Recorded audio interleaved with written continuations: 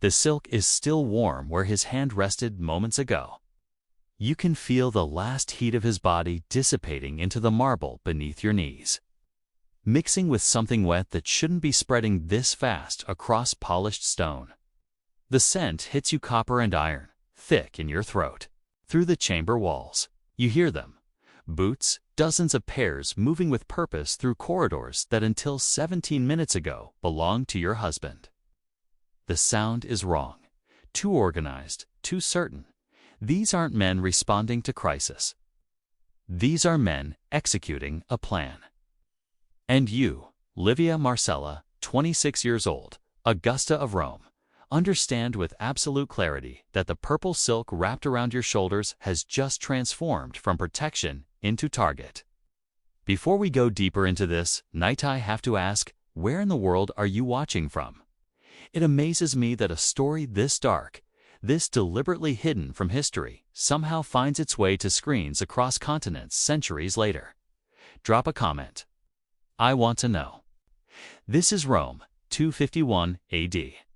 Though the date matters less than what the date represents the height of what historians would later call the crisis of the 3rd century, when emperors lasted months instead of decades, when the throne became a death sentence, and when the Praetorian Guard killed more rulers than any foreign enemy ever could. Livia's husband, Gaius Aurelius Maximus, has just been murdered by the very men sworn to protect him. His reign lasted 8 months. The blood pooling around Livia's knees is still spreading when the door opens and Prefect Lucius Cassius Nerva enters, the man who until moments ago commanded her husband's personal guard, and who now commands everything. What you're about to learn was systematically excluded from official histories. The chroniclers who documented imperial successions recorded political transitions with precision, who gained power, who lost it, which legions marched where, which senators survived and which didn't. They noted the fates of male relatives executed, exiled, permitted to fade into obscurity. But the imperial women, they simply vanished from the record between one paragraph and the next. The empress mentioned in one passage, gone in the next, with nothing but vague language about retiring from public life or entering private existence. Where they went, what happened during those hours between one emperor's death and another's arrival, what the Praetorian Guard did when their oaths became void, this was Rome's deliberate silence. This was the secret that everyone knew, but no one wrote down, until one woman did. Nerva doesn't look triumphant when he enters. Its expression is something colder: assessment, calculation, the look of a man determining what to do with an inconvenient remnant of the old regime. Augusta, he says, testing whether the title still applies. My condolences on your husband's sudden illness. Livia looks at the body beside her. The stab wounds, the defensive cuts on her husband's hands where he tried to ward off blades, the blood that has pooled across half the floor. Is that what we're calling it? That is what the Senate will be told. The emperor succumbed to a fever. His death was peaceful. He named Titus Flavius Caecus as his successor with his final breath. Here's what makes this moment so carefully orchestrated. Caecus is 3 days' march from Rome with the Pannonian legions. The new emperor is coming, but he isn't here yet. And in that gap, that interregnum between death and succession, the Praetorian Guard controls everything. No other military force is permitted within Rome's sacred boundary. The Senate has no soldiers to enforce its decrees. For 72 hours, perhaps slightly more depending on Caecus's march, the men who killed the emperor will have absolute power over everything he left behind, including his wife. Nerva steps closer, his boots leaving prints in the blood. The emperor kept records. Lists of suspected traitors, evidence he had gathered, plans for prosecutions. These records would be inconvenient in the wrong hands. I need to know where they are, and if I tell you, then you demonstrate cooperation. Cooperation is rewarded, and if I don't, something shifts in Nerva's eyes. Then you demonstrate the opposite. And the Guard has traditional methods for dealing with the households of fallen emperors. methods that I'm certain you would prefer to avoid. This is the moment when Livia understands that he's not talking about execution. Death would be simpler. What Nerva is threatening is something the historians never describe directly. Something transmitted through generations, not in writing, but in shared knowledge. In the understanding that every woman in the imperial household possessed and every guard member took as given. The interregnum tradition. When an emperor died, the women of his household became available. Not officially, there was no law, no decree, no formal policy, but availability was understood. The empress, the concubines, the daughters. The women who had lived behind walls guarded by these same soldiers during the transition period. They belonged to whoever controlled those walls. They were prizes. Spoils, demonstrations that the old regime had fallen and the new one rewarded its supporters. Your stepdaughter is being brought to the guards' quarters for questioning, Nerva says, along with the 3 women of your husband's private household. I thought you should know that their treatment will depend on the same factors that determine yours. Cooperation or its absence. He leaves. Livia hears the lock engage, hears guards taking position in the corridor. Here's the palace being systematically secured by men whose loyalty has shifted overnight. She has until midnight 8 hours to find leverage that might let her survive what's coming. But here's what the histories never recorded. Livia Marcella was not a typical imperial wife. Her husband had valued her intelligence, had shared more with her than emperors typically shared with their wives, had consulted her on matters that other women were excluded from. She knew where the records were kept. She knew what they contained. And she knew that information, deployed correctly, could be more powerful than any weapon the guards possessed. The chamber has 2 exits, the main door, now locked and guarded, and a smaller door concealed behind a tapestry, leading to private passages her husband had shown her years ago, passages the guards might not know about. She lifts the tapestry, finds the latch, and slips into the hidden corridors of the palace. What follows is a descent through Rome's hidden architecture. Livia moves through service tunnels and slave quarters, past storage rooms where the household continues its routines, because routine is safe, because acknowledging the crisis means confronting what it means for them. She reaches her husband's private study windowless, accessible only through the secret passage, and opens a cabinet containing the records Nerva is hunting. But she doesn't take what he wants. She takes something better. Evidence that Prefect Nerva has been stealing from the guard's treasury for 3 years. Not stealing from the empire's wealth in general. Every prefect did that, but stealing specifically from the donative.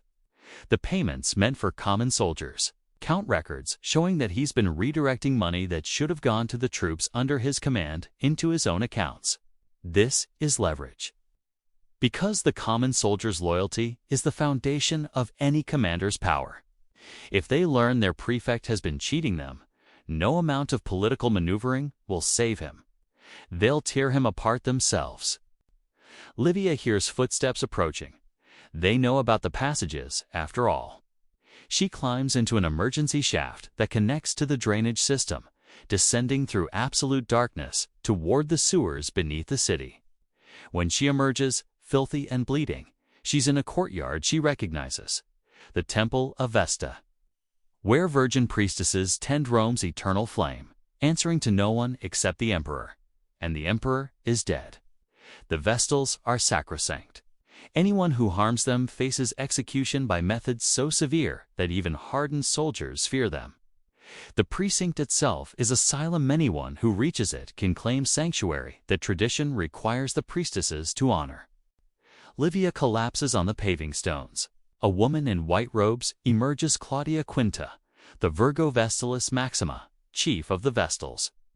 She looks unsurprised to see a blood-soaked empress crawling out of her drainage system.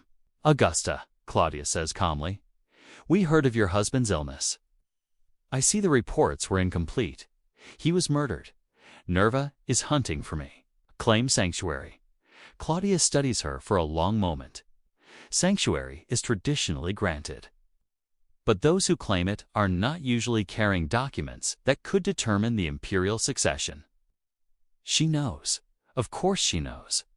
The Vestals have survived for 7 centuries by understanding power better than anyone in Rome. Inside the temple, in a private chamber, Claudia makes her proposition.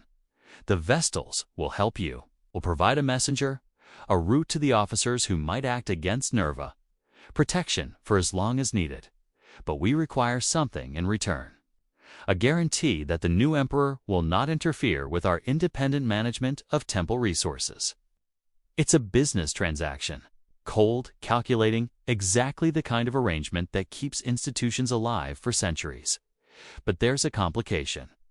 A messenger can reach Tribune Marcus Aurelius Cato, an officer known for discipline and honesty, a man who might act on evidence of Nerva's theft. But reaching him requires penetrating the Praetorian camp without raising suspicion. And the message must arrive before dawn, before Nerva makes good on his threat to begin processing the imperial women.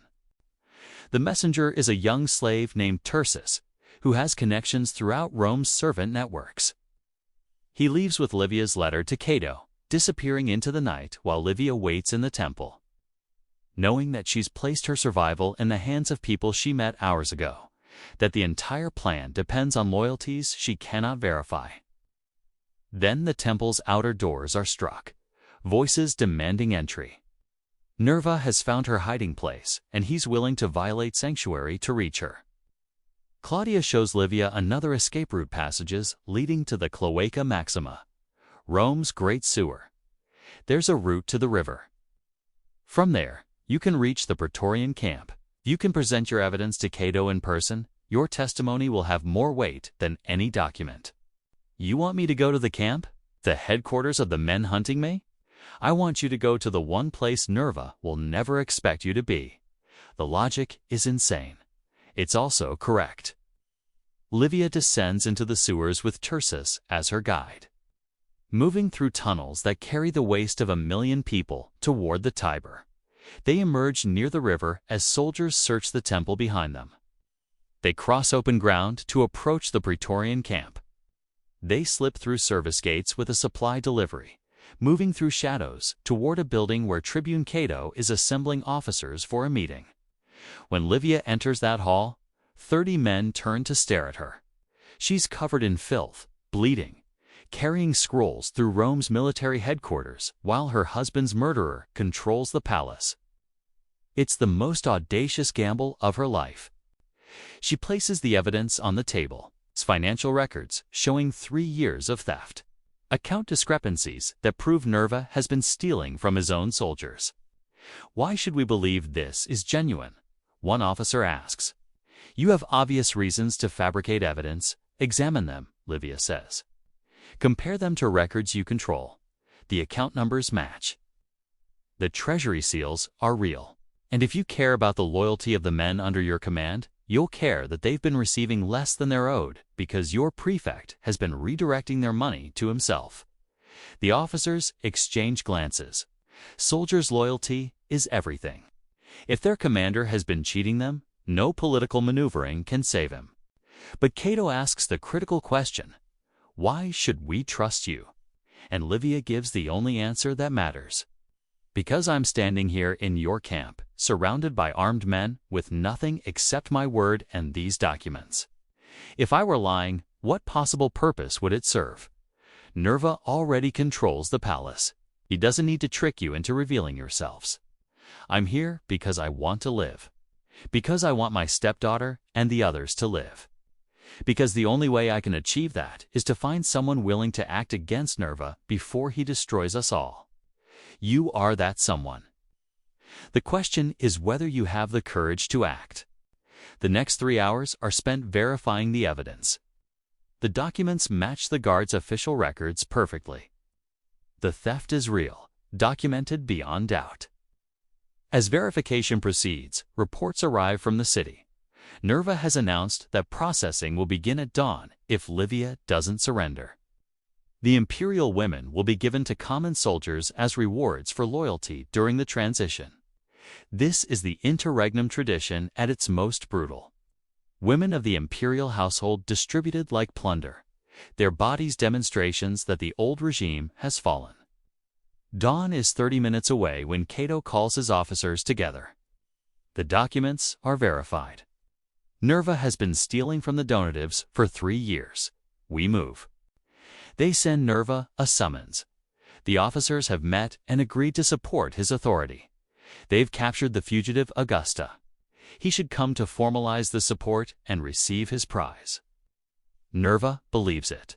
He arrives with a small escort, enters the hall confident he's about to receive good news, and sees Livia bound and guarded at the room's center.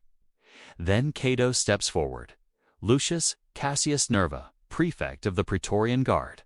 You are under arrest for theft from the guard's treasury, conspiracy to assassinate the emperor, and crimes against the imperial household. Surrender your weapons. Nerva reaches for his sword, but there are 30 men in the room. Before his blade is half drawn, he's surrounded, his escort disarmed, his authority collapsed. This is treason, he snarls. Caesius will have you all executed. Caesius will thank us for removing a commander who stole from his troops. The common soldiers will learn today what you took from them. I don't think you'll survive long enough to see the new emperor arrive. They drag Nerva away. His protests fade into distance. Officers move immediately to secure the palace to reach the imperial women before anything irreversible happens. The sun rises over a transformed Rome. The Praetorian Guard, informed of their commander's theft, turns against Nerva with the fury soldiers reserve for those who betray them. He doesn't survive the morning. His death is not pleasant, but it is, in its way, just. The palace is secured. The imperial women are found alive. Livia's stepdaughter, Aurelia, has been held in Nerva's quarters. It's interrogated but not yet subjected to the worst that was planned. The concubines have been confined together, awaiting the distribution that the dawn deadline would have triggered. They are saved by perhaps 30 minutes, by the margin between first light and sunrise. Livia is reunited with Aurelia in the palace's main hall. The girl is pale, shaken, bearing marks that suggest the interrogation wasn't gentle. But she's alive. I didn't know if you would come, Aurelia whispers. I was never going to leave you, Livia says, holding her stepdaughter. I made promises I couldn't keep and sacrifices I couldn't avoid, but I was never going to leave you. Caesius arrives 3 days later to a city at peace, succession already accomplished. He's presented with Nerva's crimes and Cato's loyalty, offered officers support if he confirms their positions. He accepts. Fighting the guard would be costly and uncertain. Allies make the path easier. Livia retires to a provincial estate with sufficient income. Aurelia accompanies her, choosing family over political marriage. The concubines receive modest provisions to start independent households. The evidence of Caesius's complicity in the assassination. Livia keeps it hidden, a mutual deterrent. He won't pursue her. She won't expose him. Stability survives where trust cannot. Justice is absent. Her husband's killer now wears the purple. Survival and protection for Aurelia and the others are the best outcomes from terrible options. Livia lives 23 more years, receiving old allies, writing her account for posterity, documenting the 72 hours of palace danger when the guard seized power. She records Nerva's threats, the interregnum traditions, and the processing of imperial women truths, official histories omitted. She survived through bargaining, manipulation, and ruthless use of information, not heroics. Her survival protected others. Remember Livia Marcella. Her safety required constant calculation and courage. Remember Aurelia, saved by minutes, by messages to loyal slaves. Remember Rome's interregnum traditions, the quiet horrors behind palace walls, the vulnerability of women when men were gone, the systematic availability of elite women to soldiers restrained only by absent authority. The blood on the marble dried centuries ago, but Livia's testimony remains. She survived, she protected others, and through her, we know what Roman successions truly looked like.